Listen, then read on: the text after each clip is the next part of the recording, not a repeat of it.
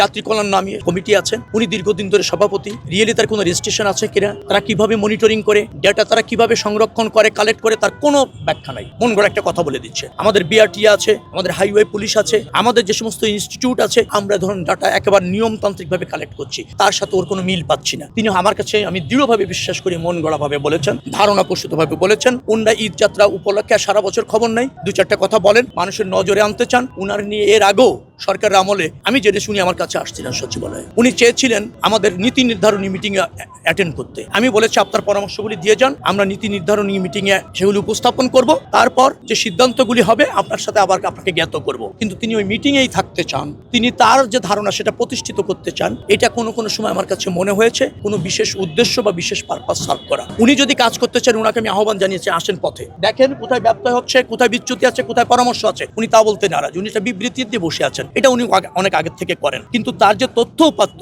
সেটা সঠিক নয়, মন গড়া, বানোয়াট, ধারণা প্রসূত। উনার কাছে যদি এই ধরনের কোনো তথ্য থাকে, আমি আপনাদের সামনে চ্যালেঞ্জ করছি, তথ্য নিয়ে আসতে বলেন। আমাদের কাছে ডেটা আছে, তথ্য আছে, ওপেন ডিবেট হবে, সেখানে আলোচনা হবে কোনটা ন্যায্য, কারা সফল, কারা ব্যর্থ।